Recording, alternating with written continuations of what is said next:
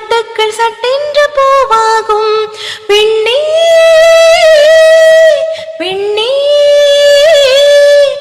பூலோகம் எல்லாமே தூங்கிப் போன பின்னே புல்லோடு பூவீழும் ஓசை கேட்கும் கண்ணே அடையரவின் மடியில் பிள்ளைகளாவும் பாலோட்ட நிலவுண்டு.